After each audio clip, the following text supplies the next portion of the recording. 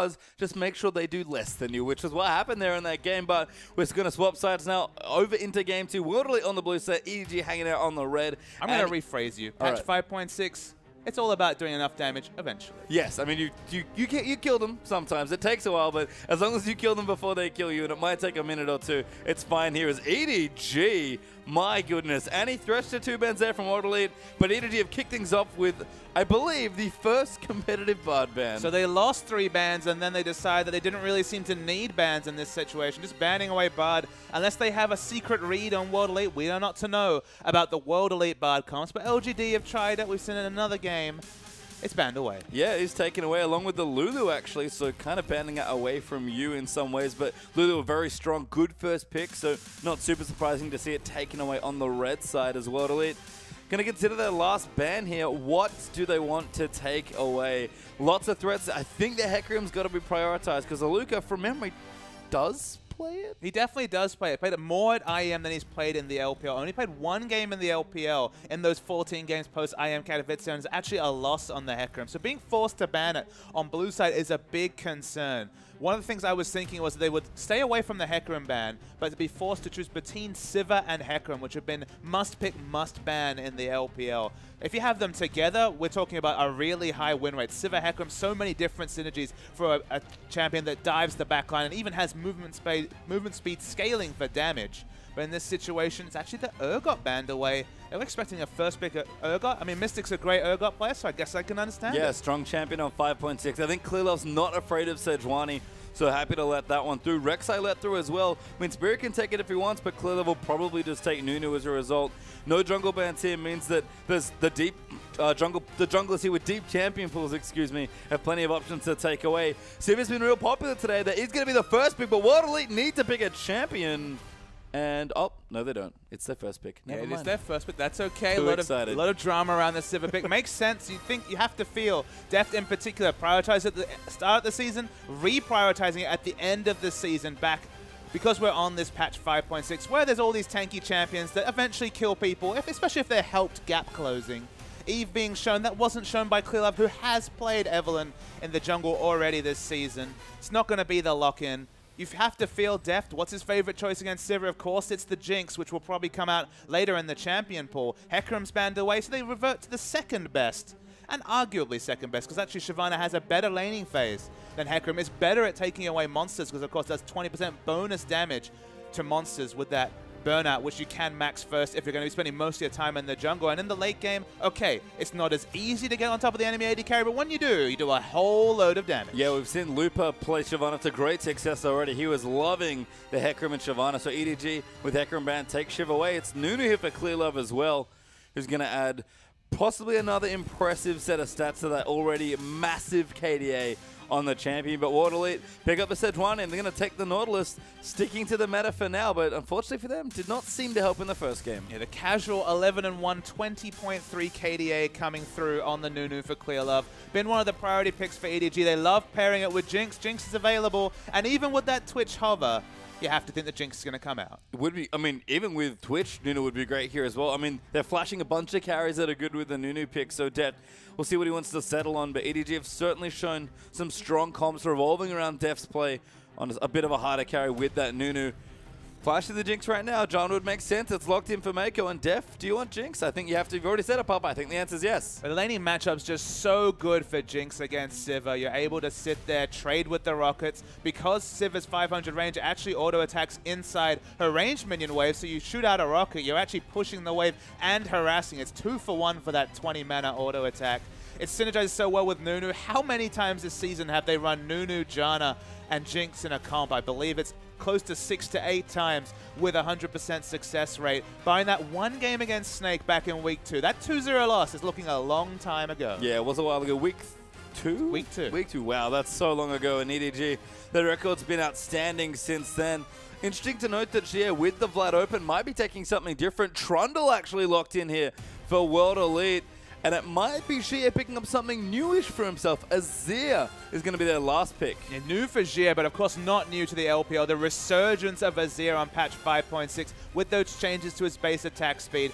Okay, the only big change from back when he was in the meta in patch 5.4, I believe. Maybe that was 5.3, so it was a couple of months ago. was the fact that you can't just explode turrets with your W. Now that's no longer an option. Still, the rest of his kit is super strong. So great appealing for a short-range carry, in this case the Sivir. The Trundle is a different tank. It actually lanes fine, especially after a Tiamat. But when you're taking a Zia, you can afford to go for some of these other picks. Not necessarily known for his TF. Normally that's a pawn champion. It fits the comp, but this is what he showed on his re-entry to the team. Lissandra, that's the pick. Yeah, it's locked in here, and I love that Yu is able to pick up more of these utility-style laners. We had Lulu in game one, Lissandra now in the second one, and it makes sense if Korra's going to play more of a carry role from the top side. You can afford to move some of that utility into another lane, and in this case, it's going to be Yu. And that's what they're doing, of course. Suddenly the Maokai priority, and it's played so much Maokai this season. You throw Yu into the team, who's been best on these more wave clear orientated champion. Again, Lissandra, good laning, good wave clear, decent burst in a fight, but not necessarily known for a late game damage. Again, you summed it up correctly. You throw in Shyvana, that's the damage right there for you. We already saw Hecarim worked out just fine. Shyvana, no start yourself. Yeah, and I'm ready for some pretty sweet Lissandra Shyvana dives. Pretty terrifying stuff potentially as a Luca, big tank in the top side, but something different. Trundle versus Shyvana. Yeah, we've seen some Trundle. Flandre in particular has been playing it. You have to go for an offensive item early, so you can't go as cleanly for tankiness as Shyvana, who can just rush that skirmisher's Saber. But after the Tiamat, you can get super tanky on Trundle. Pretty curious about this matchup as well. Shia versus Yu with the Zia versus Lissandra. Could be seeing some aggressive ease toward the Emperor there. Sivir versus Jinx, of course. Mystic going to want to get the hell out of this lane. Yeah, Mystic, that's not a 2v2 lane of note, even when you're throwing in Nautilus against Janna. Usually Janna means passive laning phases, but throwing on extra AD for those rockets to crit your face is no fun for the Sivir. And Deft, his evolution as a player in the league's really been great. For someone that was consistently criticized for having a weak laning phase, he is pretty aggressive with Mako there in the 2v2. I mean, he moves away from Heart and I guess Mouse, who of course was their support in the first couple of weeks, was their support in that 2-0 loss to Snake. Mako, good support, but he's really opened up Deft to be so much more aggressive in lane, and the result has been such a run of form for EDG. Yeah, they're a great bottom lane here, and in fact, the team's great in general. Let's watch EDG again as they're going to get straight in a game 2.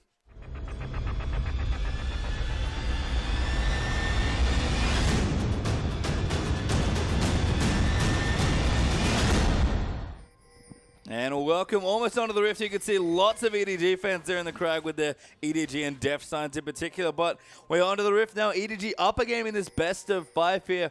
Had a strong game with lots of tanks there, actually, in the game 1 competition, but back to much more traditional EDG style now. So EDG are in a bit of a quandary. We saw last game, despite having a very favorable lane matchup, they elected for the 1v2 just to open up time for Koro to pop out on the Hecarim and farm up. Again, we're in a situation where Koro has the teleport smite. It'll be interesting to see what lane they want to go for. It does look like, once again, they're happy to opt into the lane swap, even though the laning phase is looking pretty safe for EDG. I mean, if they keep doing this, you might even have to look at that smite top lane a little harder and be like, are they just doing it for extra smite? You have 2 smites here at level 1. Aluka, noted for not playing this style, has not really picked it up in the top side, as we see. There's Deft. There he is. Hey, how's he playing in the game and out in the crowd? What a no sneaky answers player. for that one. No answers at all. Yeah, nice to see again. Lots of EDG fans cheering on their team, and they're a very popular team in China. You can see why. When we do this much winning, it's not that surprising. There's a nice ward will spot out the duo lane. So one thing that this lane swap does do is it opens up the Gromp to be smote away or smited away. We can never discuss the lexicon of that particular one, but of course Gromp buff on a laner is so strong, doing percentage health damage to the creeps and anyone else that chooses to harass you. The jungle follows super fast here, and of course Nunu's got single target damage. Shyvana, she brings all the AoE damage. If they jungle 4, they're going to blow away the lane. But the result actually is standard lanes, but inverted. Koro actually going to come down to the bottom lane as well, into that 1v1. So no early jungle pressure potentially. EDG tried to sneak in the lane swap to get Jinx. Just that BF sword seems to be the spot you want to get to before getting back into your 2v2 lanes. But EDG have looked fine at standard lanes as well, and I think this game will be no exception. So this time they're not going to choose to force the issue and swap back. And you might ask, why? What's different? Well, in this situation, it's Shyvana against Trundle. Trundle has no wave clear. That's the one thing as a tanky champion he struggles on. He has no AoE wave clear. Can last hit under turret very well with the Q, the bite. But he has no wave clear. That's why we see Tiamat as the often rush. It's 2,000 gold to give Trundle the option to counter push a lane. And during that time, Shyvana can happily push up, exit lane, take the Scuttle Crab, take some enemy jungle crab camps, And so you don't actually need to swap lanes when you have Shyvana against Trundle, just because she can exit lane so freely. And EDG sneaking in for this Dragon. Clearlove at level 3. I like the ward he popped over there as well. This is some jungle pathing, Papa Smithy. Well, I mean, this is jungle pathing. I mean, he just cleared out the bottom side of his jungle and then went straight to Dragon in this situation. The bottom side. And Shyvana's already in there. We already talked about the fact she has a fast jungle follow. They will explode this Dragon. Both of them. Sorry, Korra doesn't actually have Smite available, but somehow I think they're going to secure this Dragon. Yeah, should be fine. Korra comes in at just the right time. Aluka, who got pushed in slightly, might get just enough time to get vision, but Dragon goes down. Aluka will not get the bad news, actually. Doesn't put the ward over. Doesn't have Pillar of Ice as well, which does grant a bit of vision. So they've got the timing, though. Like, let's be real. Of course, as long as you're in laning phase, you'll see the buff register on the enemy champion. So they've got the timer coming through. It's a smart adaptation. Again, you don't need to swap in this situation because Shyvana can happily push bottom and then exit for Dragon, exit for camps. There's no pressure put on by a Trundle against Shyvana until the Tiamat is complete. Yeah, we already talked about the Deft going to be happy in this matchup as well with the Jinx versus Sivir, harassing with Rockets right now fairly aggressively, just trying to keep Mystic low in health, and good shield there from Mako will protect from the Boomerang Blade, and all of a sudden Deft's back to trading. But then we re-summarize our point. They actually got Dragon control with the effective swap, and they get the 2v2 lineup matchup one, and they get the Dragon. They just got everything pastry time. And after taking a victory where they didn't have an ideal start in terms of lane swaps because they were trying to force the 1v2 for Hecarim, things just got better for EDG, and that's a scary proposition. Yeah, and the only place we haven't looked at yet is actually the mid lane, and not much going on. Actually, some good farm coming through for you, which is about what we expect in this lane. Lots of farming, but I do love the level 1 item here. Spirit is going to make Clearlove ward down actually from Spirit, but Clearlove knows that's there, and that should be cleared almost immediately. And awkwardly, it's a pink ward. You have to think he was actually want to push it in the more advanced bush, not into a brush that Nunu was likely to check, but the result, the pink ward, the 100 gold investment. Take 100 gold over those global gold totals. Much closer between these two teams. Yeah, Spirit even going to get caught by the ward as well. Nunu trying to drag his buff around the side, I think. Yeah, has dragged it around. Does not want Spirit to take it away. Actually, a level disadvantage right now. Clearly, going to get aggressed on, but you will join back in as well. Just Poe coming through now, but little low on mana of both these mid laners. Nautilus has come down first as well, and that is going to give World Elite control of the top side of the jungle. I mean, World Elite's mid laner and support both react first. Spirit somehow got the Raptor. Gets the Raptor. Look at the levels, though. He's actually almost level 5. Clearlove quite desperately needs this buff. Of course, he will catch up on experience, but he doesn't want to cede this buff. And Nautilus is coming back. Yeah, Nautilus coming here as well. Good 2v2 pressure by Wardley in the jungle. Clearlove did get his buff, I believe, but not the full experience due to Mako being there. So Spirit can't steal both things away, but does buy some time and really annoy the Nunu. Yeah, he secures the buff. He's now basically 1 camp away from level 4. So level disadvantage shouldn't be a big issue. But speaking of issues... Yeah, Eunice to get away. Great flash there from Spirit, but he gets away. The Dredge line will land in as well, but you will just ult him, and that's going to force Conan to flash away. Jia went in very, very aggressively. Didn't need to use flash himself. Wanted to get behind and use the Emperor's Divide to push him out of turret range, but no kill can be confirmed. Yeah, you fine right now. Shia will get probably slightly ahead or even on CS, as it's very close between the two. And I said I like the flash from you, just keeping up in mana. Again, emphasizing a lot of that wave clear early on, because Azir, he can harass you out. Absolutely. As a shorter range champion, of course, you have to get into about 375, 400 range of the creep line to push it in. You can get harassed out by Azir. This is a similar adaptation that we saw when I believe it was Pawn was playing Twisted Fate against Azir and went for the flask rather than boots or even the Dawn, just for extra regen. It just secures their laning phase, which can be really tricky against the Azir. And getting to level 6, important for both those champions. So securing all your early creeps and experience, lovely stuff to have as you returns back to his lane with a Fiendish Codex. And look, Yu does have a lot of kill pressure, especially from level 6 onwards. The one thing that Azir can't deal with is strong gap close into burst damage. That's really the only way to take down Azir, because of course otherwise, if you have any sort of sustained damage, just happily pushes you away with the Emperor's Divide. So there is kill pressure coming on.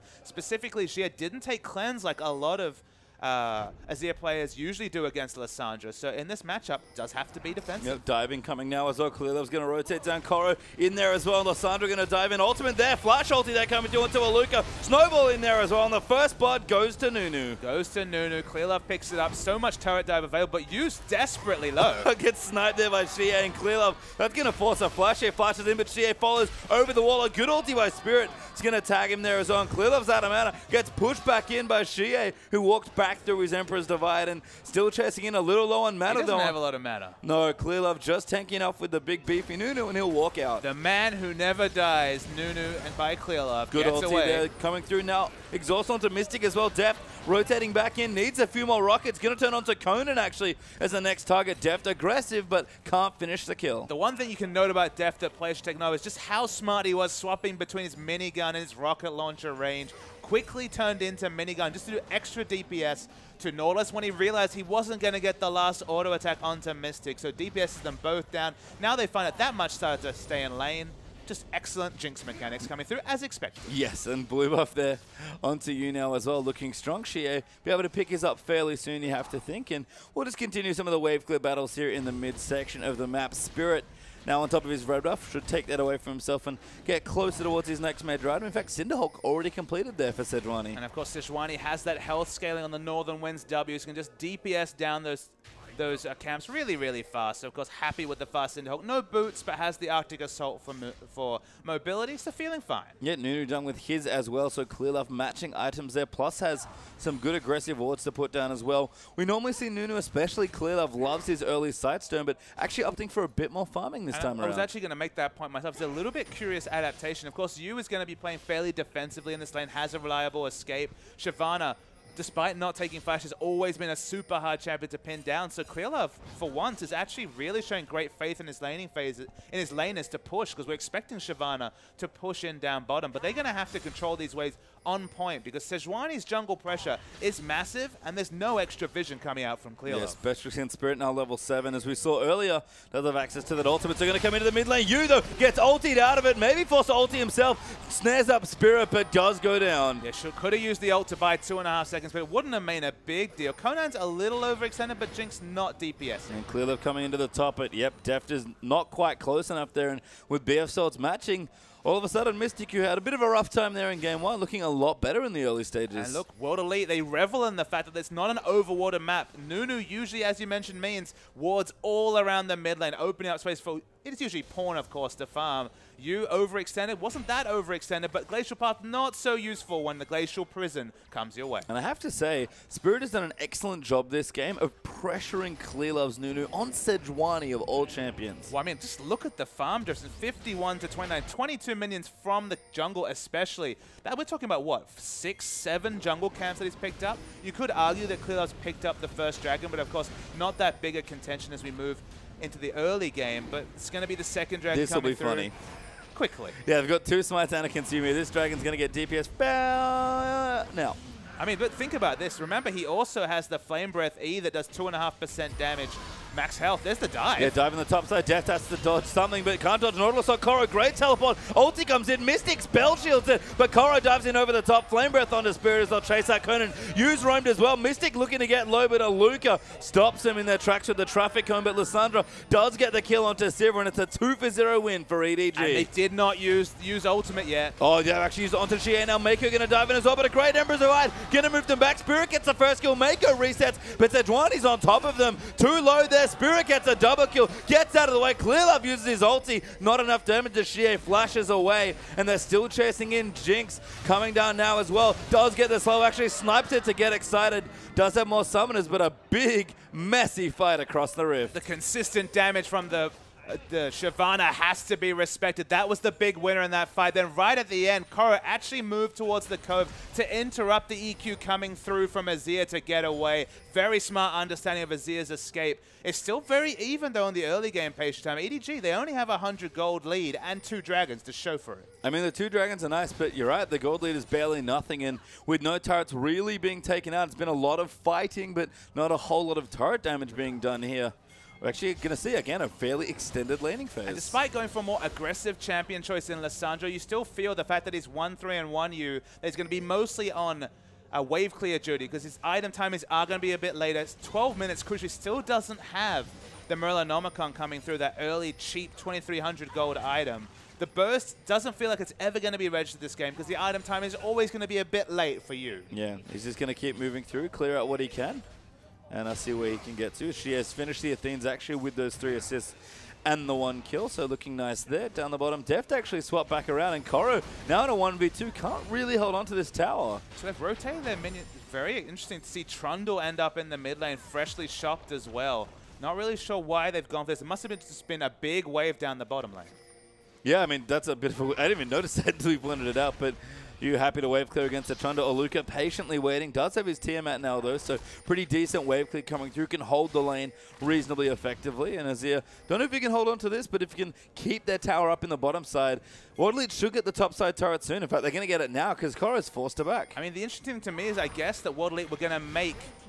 Watching for an engage. Yeah, looking for Spirit to use the ultimate now. Mako coming in as well. Clearlove going to move in for some snowballs. Good block there as it comes through. Now Clearlove going to use the ultimate. Good Tornado and Spirit. Nowhere good to go. Def going to find him. They'll donate the kill, but you gets it. Well, during all of this, Waterleet do take the top out of turret. We see Sivir on your minimap still pushing in aggressively. Jia caught, but can get away, but there's a lot of damage being done to the inner turret even. Conan going to catch Corey here as well, but Shyvana very tanky at this early stage of the game. Who caught who? Yeah, actually gets aggressive on a Conan. I think Conan now maybe thinking twice about his last bit of action. Still getting low, chasing in the depth charge, finally registering there for the knockup, and that might just be enough space for Koro not to get that next kill, but he's going to follow in. The Riptide down again. Yu's going to look over, right over the top, does go in. Oh, can't quite confirm it. Titan's Wrath keeps him alive. And didn't have the ultimate, crucially. You could see he almost accepted his fate. Watch this rocket. Yeah, Jinx coming in. Oluka! Hero block. Not sure if intentional, but very well done. I mean, not that intentional. Has no armor completed at all. And look at this. Everyone's picking up jungle camps.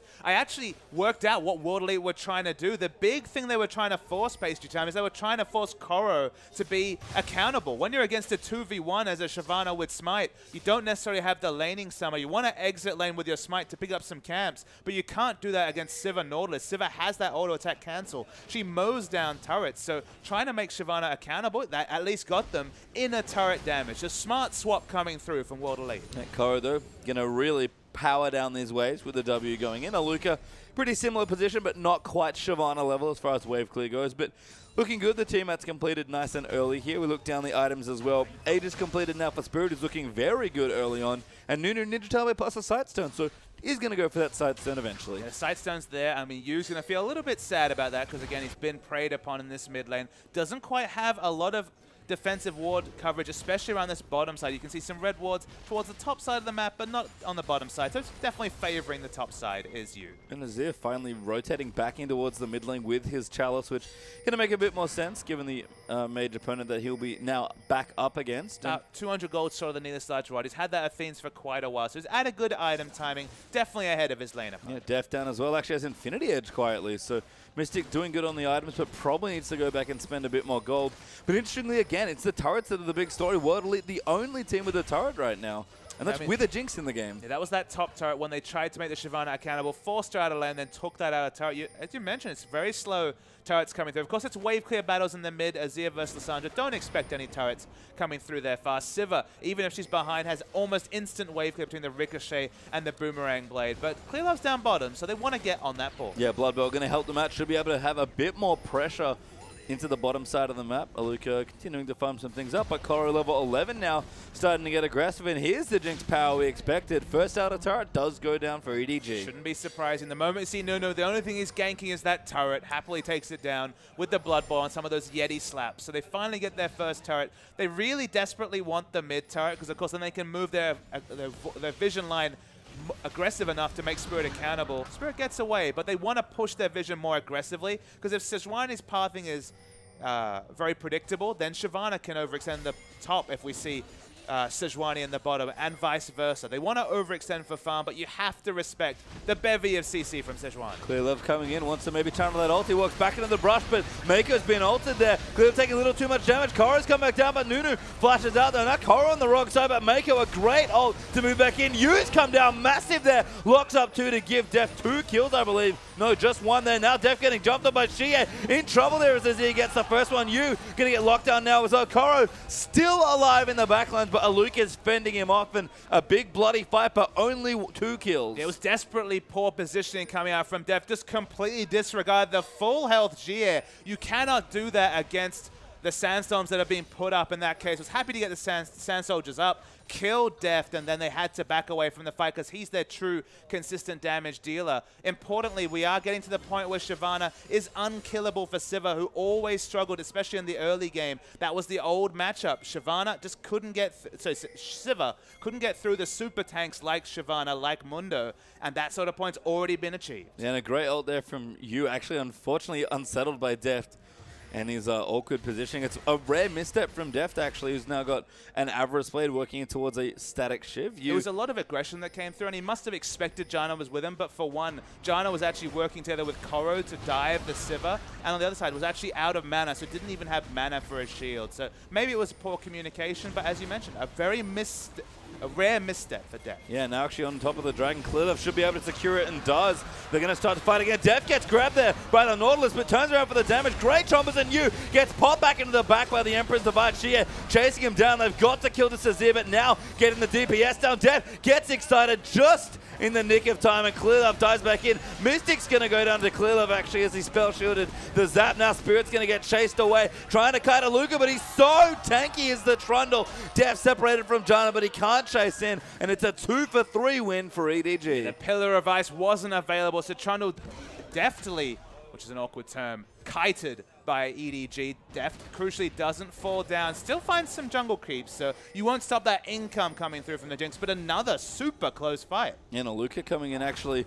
very focused there after that. Almost single-handedly managed to carry the fight, but the poor, very melee-ranged Trundle hurting a little there, but we'll take the turret. No, can't quite get it. Deft gonna chase back in. A good tornado there from Mako, followed in by the Zap from Deft. Now gonna chase him with the rockets there coming through. That crit comes in, needs maybe one or two more. Next rocket comes through. Can they get the last one? Zap gets him with just the edge, and Deft a wonderful kill. And crazily, the minion line didn't get in front of the Trundle, so they pick up the kill. Deft hoping for the critical strike. Wouldn't have needed to hit the Zap if that had come through, but still, the mechanics on point. It nails it anyway, and 5-1-4 now is Deft in his Jinx. Xie clearing out some minions. He's got quite strong, actually, with the Stinger that he purchased. That's kind of why Waterlead have done quite well in these last few team fights. Sogshu's done as well. Locket done for Spirit, and the Hydra plus a Spectre Spark completed for Aluka. Mystic and Deft were relatively close on items, but Deft just went back for a BF sword. But Deft was almost taken down by a no armor Trundle. Of course, Trundle can steal away those resists, but nobody's building armor on the EDG side either. Don't know if that's just a cute adaptation as his Spirit looking for a buff steal. Yeah, you got to just casually Arctic assaulted over the wall. The casual Arctic assault from the massive Sejuani. Yeah, smited it away, and Spirit might even look to dive. Mystic going to line it up. Koro forced to burn out and run back the wrong end of the lane. Flows out the flame breath, but EDG, 20-minute Baron, and Koro going to send them on quite the adventure. Mystic like, we need to get back, and Conan locks him up, but EDG still on top of the Baron. This might be too much. I don't even have Shyvana's smite, just in case, and Shiv continuing to buy time. The Baron goes down, and Koro's still alive. Now going to eat an ultimate from Nautilus. Spirit going to chase back in. Koro will eventually go down, but it takes a while, and EDG by enough time for a 20-minute Baron. And if you could hear the comms just there, Beisham, I think I heard a very quiet whisper, worth coming through from the Shyvana, swapping her life for the Baron. Very nice play from EDG. No way they could collapse on bottom to do any damage. And even though the outer turret is still up, Baron is not. Yeah, and then there's a lot of turrets up, actually. World League currently winning in that metric there, 3-2. EDG haven't quite rotated as well as we've seen them before, especially with their Jinx, but just taking it a bit more slowly. Happy to farm it up. Mikhail's done for Mako. Jinx is getting into an extremely strong position here in this game. Even you can have a major item finished soon. He's got the cooldown boots there as well, looking for maybe even an assassination attempt, but Aluka not his best target, and he does recall away. And with the Blood Boy in his pocket, because of course they have a Nunu on the team, actually skipping over the attack speed and critical strike for now, just has that little Avarice Blade completed. Needs the lifesteal, I guess, to deal with Trundle, because of course got super low to those frontline divers between Trundle and Sejuani in the last fight. It's only actually 1 point in the Blood Bowl. He hasn't been skilling that.